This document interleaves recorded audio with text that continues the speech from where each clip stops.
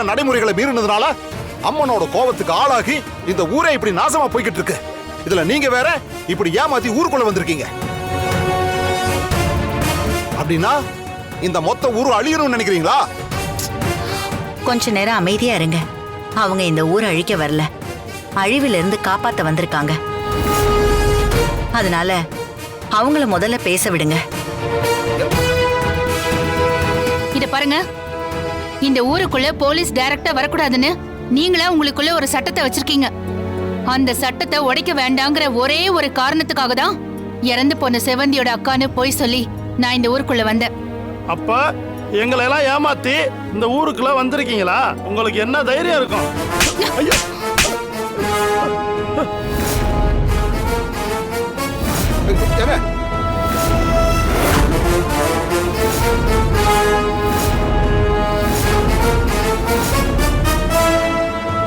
என்ன பாக்குற?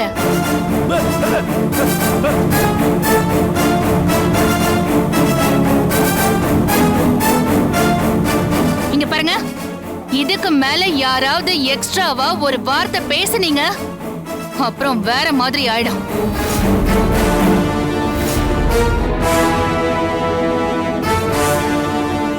மேடம், தயவு செஞ்சு என்ன நடந்துச்சுன்னு உண்மையை சொல்லுங்க. உங்களோட விசாரணையில நீங்க என்னென்னலாம் கண்டுபிடிச்சீங்கன்னு இவங்க எல்லாரும் முன்னாடி சொல்லுங்க. அப்பதான் இங்க இருக்கிற மக்களுக்கெல்லாம் புரியும்.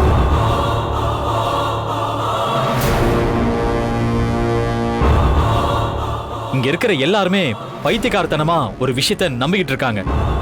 அது பொய்ன்னு எடுத்து சொல்லி அவங்களுக்கு புரிய வைங்க மேடம். டேய், அப்போ இவங்க போலீஸ்னு உனக்கு முன்னாடியே தெரியுமா? இல்ல, நான் நீயும் கூட சேர்ந்துதா இந்த ஊரோட சட்டத்திட்டங்களை மீறி இருக்கியா? இல்ல பெரியப்பா, நான் இந்த ஊரோட சட்டத்திட்டத்தை மீறணும்லாம் இதை நான் செய்யல. இந்த ஊர் மக்கள் எல்லாரும் நல்லா இருக்கணுங்கிறதுக்காக தான் நான் இதை செஞ்சேன். யாரோ ஒருத்தர் கொலை பண்ணிட்டு அந்த கொலைப்பழி எல்லாத்தையும் தூக்கி அம்மன் தான் பண்ணுச்சுன்னு சொல்லிட்டு நடக்கிற பைத்தியக்காரத்தனத்தை தெளிவுபடுத்தணுங்கிறதுக்காக எனக்கு வேற வழி தெரியல பெரியப்பா. அதனால தான் மேடத்துக்கிட்ட ஹெல்ப் கேட்டேன். அவங்க இங்க வந்தாங்க.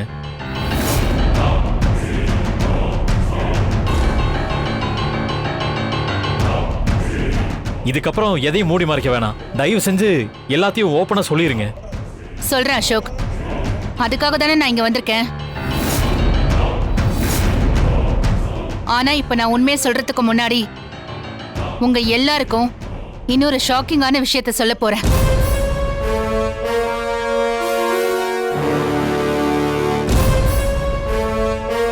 இந்த ஊர்ல தொடர்ந்து நடக்கிற கொலைகளை பண்ணது அம்மன் கிடையாது, ஒரு சாதாரண ஆளுதான்.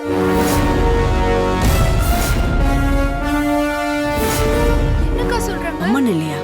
அப்ப யார் அந்த கொலையெல்லாம் பண்ணாங்க? அந்த ஆளு கூட இப்ப இந்த கூட்டத்துல தான் நிக்கிறான். இந்த கூட்டத்துல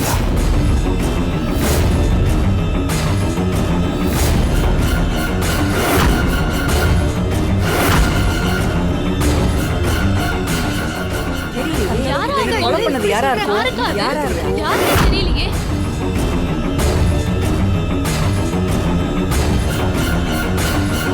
இப்ப அந்த கொலையாளிய கையும் களவுமா புடிச்சு அவனை தூக்கி உள்ள வச்சு தண்டனை வாங்கி கொடுக்கறதுக்காக தான் நான் வந்திருக்கேன்.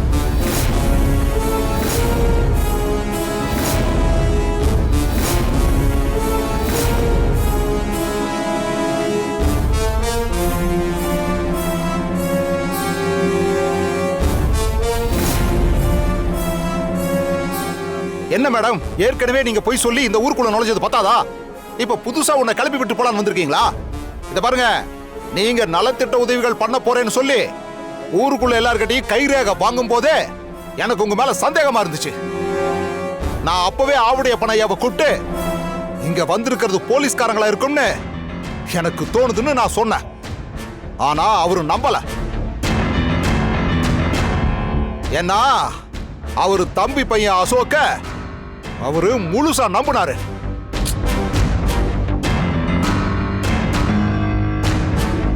கூடவே இருந்து அவர் பையனே அவருக்கு துரோகம் பண்ணிட்டாப்ல.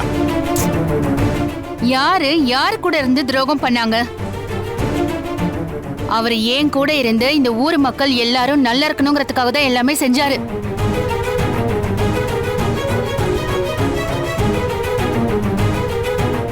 அதனால முதல்ல அப்பாவி யாரு பாவி யாருங்கிற வித்தியாசத்தை நீங்க முதல்ல தெரிஞ்சுக்கோங்க. அப்பதான் இந்த ஊர்ல இருக்கிற மக்களுக்கு நீங்க ஏதாவது நல்லது செய்ய முடியும். இத பாருங்க மேடம், நீங்க என்ன சொல்ல வந்தீங்களோ அதை மட்டும் சீக்கிரம் சொல்லுங்க. ஊர்ல இருக்கக்கூடிய மக்களை எப்படியெல்லாம் காப்பாத்தணும்னு எனக்கு நல்லாவே தெரியும். இந்த ஊர் மக்களை காப்பாத்துற லட்சணத்தை தான் நாங்க பார்த்தோமே.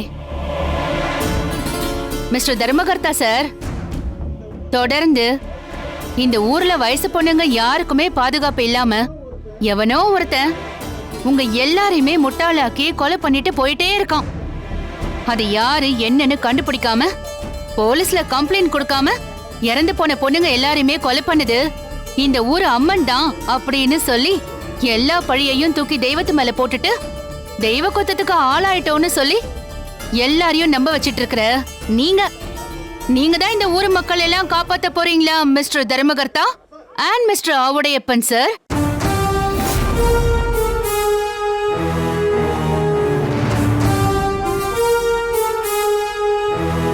சரிங்க மேடம், நடந்தது நடந்து போச்சு. அந்த 3 அப்பாவி பொண்ணுங்களை கொன்னது யாரு? அவங்க சாவுக்கு காரணம் யாருன்னு சொல்லுங்க மேடம். மேடம், உங்களுக்கு தெரிஞ்ச அவன் யாருன்னு தயவு செஞ்சு சொல்லுங்க. என் மருமகளை துடிக்க துடிக்க கொண்டவன அந்த அயோக்கியனை என் கண்ணுல காட்டுங்க. அவனை இப்பவே வெட்டி குழி தோண்டி புதைச்சறேன். அவன் யாருன்னு கொஞ்சம் சீக்கிரமா சொல்லுங்க மேடம். இந்த ஊர்ல நடக்கிற தொடர் துர்மரணங்களுக்கு காரணம் வேற யாரும் இல்ல, உங்க ஊரை சேர்ந்த ஒருத்தர் தான்.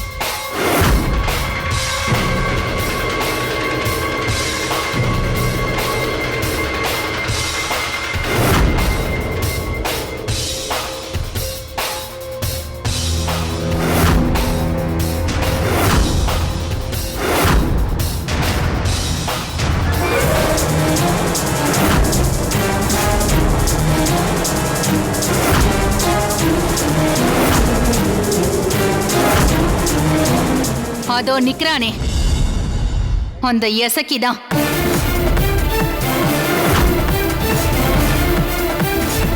எசக்கியா?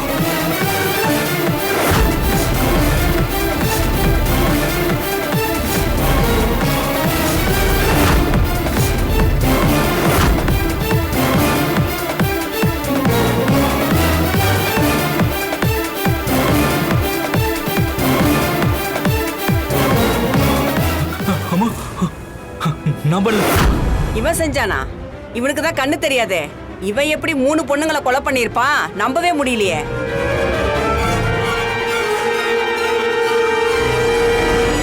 அம்மா சொன்னது உண்மைதானா? இல்ல நம்மள சமாதானப்படுத்துறதுக்காக இந்த அம்மா அப்படி ஒரு பொய் சொல்றாங்களா? எசக்கி எப்படிமா பண்ணுவான்? அவனுக்கு தான் 2 கண்ணும் தெரியாதே. நீங்க ஏதோ போற போக்குல யாரோ ஒருத்தர் மேல பழிய போட்டு போறீங்க. எதுக்குங்க இந்த மாதிரி பழிய போடுறீங்க?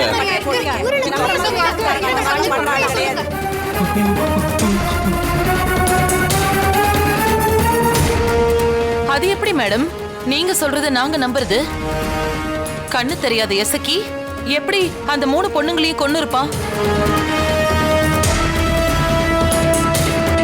நீங்க சொல்றத நாங்க யாருமே நம்ப மாட்டோம். அக்கா, இது முழுக்க முழுக்க துர்காவும் கௌரியும் சேர்ந்து பண்ண தெய்வ குத்தம். அதனாலதான் இந்த துர்மரணங்கள் தொடர்ந்து நடந்துகிட்டே இருக்கு. அதை விட்டுட்டு மேடம் சும்மா ஒரு அப்பாவி மேல பழிய போடாதீங்க. மேடம், எதுவா இருந்தாலும் ஆதாரம் இல்லாம இப்படி வாய்க்கு வந்தபடிலாம் பேசாதீங்க. ஒரு அப்பாவி மேல இப்படியா பழி போடுறது? Shut up. என்கிட்ட ஆதாரம் இருக்கு.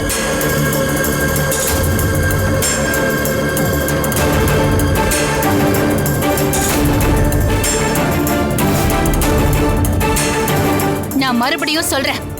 தோ அங்க நிக்கிறானே அந்த எசக்கி, இவன் தான் இங்க நடந்த 3 கொலைகளையும் பண்ணி இந்த வேலையெல்லாம் பார்த்தது. இந்த கொலையெல்லாம் எசக்கி தான் பண்ணான்னு நான் கணிச்சிட்டேன். இவன் ஒரு ரத்த வெறி பிடிச்ச மிருகம். இவன் ஒரு சைக்கோ கொலையாளி.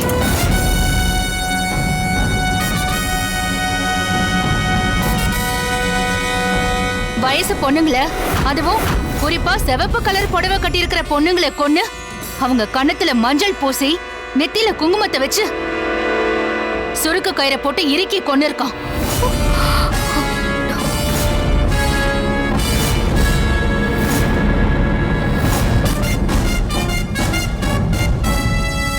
பணத்தை குளத்துல தூக்கி போட்டுட்டு பக்கத்திலேயே டைவர்ட் பண்றதுக்காக ஸ்லேட்ல சூளத்தை வரைஞ்சு அம்மன் பக்கம் திசை திருப்பி வச்சிருக்கான். ஐயோ எனக்கு தெரியுதுங்க, நம்பாதீங்க, வேண்டாம்.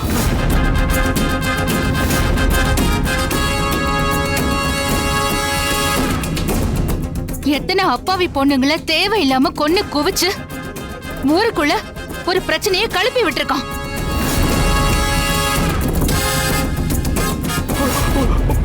இந்த ராஸ்கலை தூக்கி உள்ள வச்சு எங்க ஸ்டைல்ல விசாரிச்சா மட்டும்தான் இதெல்லாம் எதுக்காக அவன் செஞ்சான்ற உண்மையை சொல்லுவான். மேடம், நீங்க சொல்றதெல்லாம் ஒரு பக்கம் இருக்கட்டும், ஆனா முதல்ல ஆதாரத்தை காட்டிட்டு அப்புறமா மத்ததெல்லாம் பேசுங்க. சும்மா உங்க வாய்க்கு வந்தபடி எல்லாம் பேசிட்டு இருக்காதீங்க. உங்களுக்கு எதுக்கு சார் நான் ஆதாரம் கொடுக்கணும்? இருந்தாலும் மூட நம்பிக்கையில மூழ்கி இருக்கிற உங்க எல்லாருக்கும் புரியணுங்கிறதுக்காக நான் சொல்றேன்.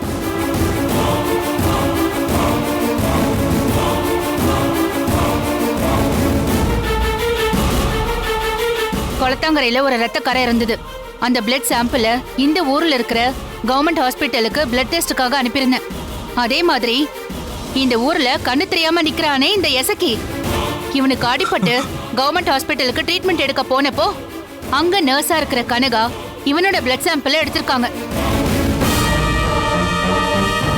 நான் கொடுத்த பிளட் சாம்பிளும் இந்த ராஸ்கலோட பிளட் சாம்பிளும் ஒன்னா மேட்ச் ஆயிருக்குன்னு நர்ஸ் கனகா எனக்கு இன்ஃபர்மேஷன் கொடுத்தாங்க. அதனால உடனடியா அசோக் கிட்ட சொல்லிட்டு நேரா ஹாஸ்பிட்டலுக்கு போய் அந்த ரிப்போர்ட் எல்லாத்தையும் கலெக்ட் பண்ணிட்டு இன்னும் ஒரு தடவை கிராஸ் செக் பண்ண சொன்னேன். அவங்களும் ஒரு தடவை செக் பண்ணி அவங்க கொடுத்த ரிப்போர்ட் பெர்ஃபெக்ட்டா இருக்குன்னு சொன்னதுக்கு அப்புறம் தான் நான் கன்ஃபார்மே பண்ணேன். இப்போ நான் சொல்றதெல்லாம் உங்களுக்கு புரிஞ்சிருக்கும்னு நினைக்கிறேன்.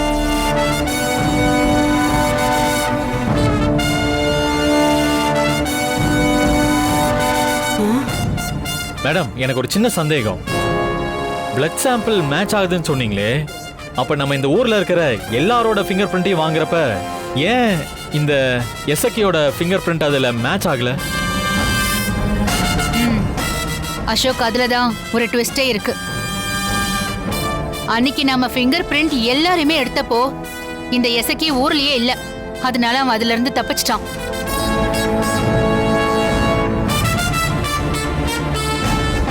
ஆனா இந்த பிளட் சாம்பிள் ரிப்போர்ட் மூலமா வசமா மாட்டிக்கிட்டான். அம்மா, நான் இந்த கொலையை பண்ணல. எல்லாரும் அப்பாண்டு போய் என் மேல பழிய போடுறீங்க. கான்ஸ்டபிள், அவன் அரெஸ்ட் பண்ணுங்க. இல்ல இல்ல இல்ல இல்ல அம்மா, அம்மா, அம்மா, நான் எந்த கொலையும் பண்ணல. எல்லாரும் சேர்ந்து என் மேல அப்பாண்டு போய் பழி போடுறீங்க, பொய் சொல்றீங்க. நான் உண்மையிலேயே எந்த கொலையும் பண்ணல. நான் அந்த அம்மன் மேல சத்தியமா சொல்றேன், நான் எந்த கொலையும் பண்ணல. எங்க அங்க வந்து கொலை பண்ணல பண்ணல பண்ணல கொலை பண்ணல.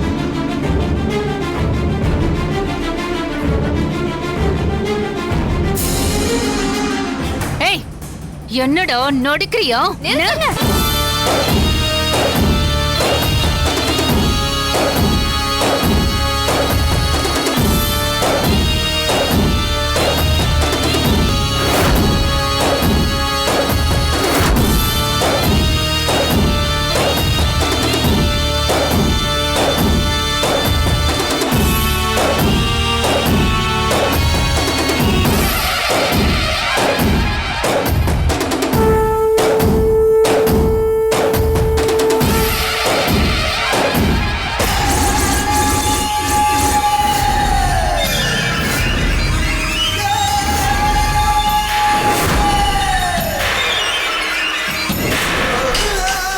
காலன் ஐயா, நீங்க நினைச்ச காரியம் கை கொடுச்சா? அந்த காரியத்தை நீங்க செஞ்சு முடிக்க நம்ம காளி உங்களுக்கு உத்தரவு கொடுத்துட்டாளா? நம்ம காளியோட உத்தரவு இல்லாம இந்த காலன் எதையும் செய்ய மாட்டான். நான் செஞ்ச இந்த பூஜையோட பலனா அந்த உத்தரவு எனக்கு எப்பவோ கிடைச்சிருச்சு. அதனால தான் அந்த ஊர்ல அதிகமான துர்மரணங்களை நடக்க வச்சேன். என்ன நடக்குதுன்னு தெரியாம அந்த ஊர்ல எல்லாருமே குழப்பத்தோட இருக்கிறப்போ அவங்க எல்லாருடைய கவனத்தையும் திசை திருப்புறதுக்காக நானே ஆவியா மாறி அந்த இசைக்கியோட உடம்புக்குள்ள புகுந்துட்டேன். அப்புறம் என்னாச்சு காலனையா? அந்த இசைக்கியோட உடம்புக்குள்ள புகுந்துகிட்ட நானு அவனை முழுக்க முழுக்க என்னோட கட்டுப்பாட்டுக்குள்ள எடுத்து அவனுக்கு கண் பார்வை கொடுத்து அந்த கொலைகளை செய்ய வச்சேன்.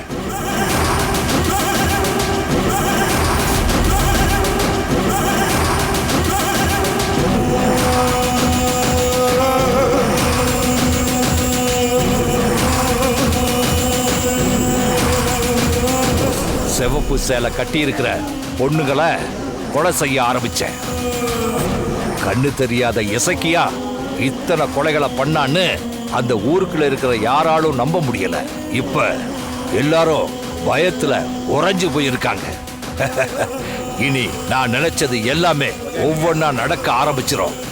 கூடிய சீக்கிரமே அந்த கௌரிய நாம நினைச்ச மாதிரி பலி கொடுத்துருவேன்.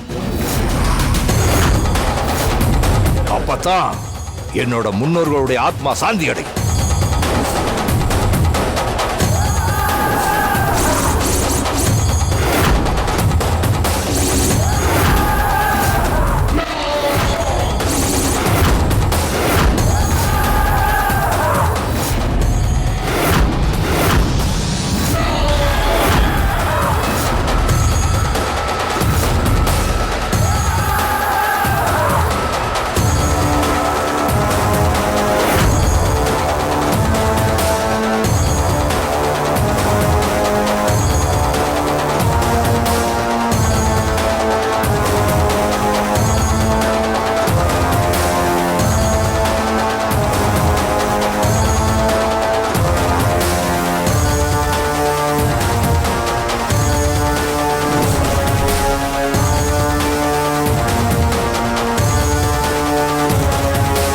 என்னாச்சு கௌரி?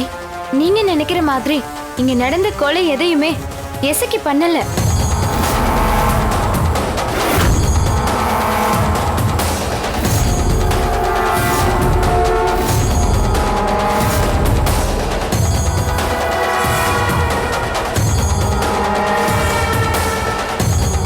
கௌரி, நான் ஆதரத்தோட பேசுறேன். இந்த கொலை எல்லாத்தையும் பண்ணது இவன் தான். பண்றது எல்லாத்தையும் பண்ணிட்டு இந்த ஊர் மக்களோட கவனத்தை அம்மன் பக்கம் திசை திருப்பி இருக்கான். இந்த கொலை எல்லாம் பண்ணது நீங்க நினைக்கிற மாதிரி இசைக்கு இல்ல. இசைக்கு உடம்புக்குள்ள இருந்த ஒரு தீய சக்தி தான் இந்த கொலை எல்லாத்துக்குமே காரணமா இருந்திருக்கு.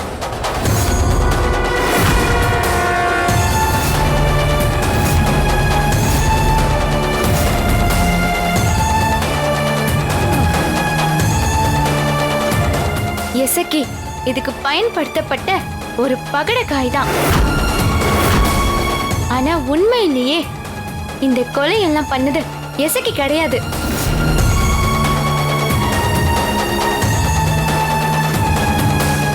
சரி கௌரி, நீ சொன்ன மாதிரி இந்த கொலை எல்லாத்தையும் இவன் பண்ணலனா இவன் உடம்புக்குள்ள புகுந்து பண்ண அந்த தீய சக்தி யாரு? அது அந்த காலன் தான்.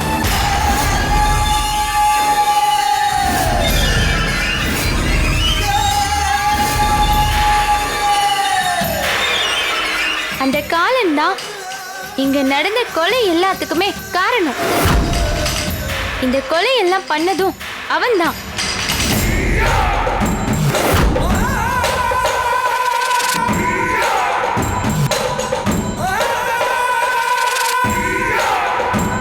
இது பாரு கௌரி, இந்த ஊர் பேச்சுக்கும் உன் பேச்சுக்கும் நான் கட்டுப்படுறேன். ஆனா சட்டப்படி என்னோட விசாரணையை நான் செஞ்சுதான் ஆகணும். அதனால என்னோட கடமையை செய்ய விடுங்க.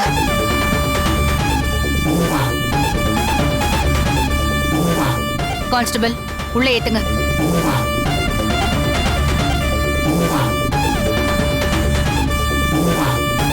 இனிமே இந்த ஊர் மக்கள் யாருக்குமே எந்த பிரச்சனையும் இல்ல. எல்லாரும் நிம்மதியா இருக்கலாம்.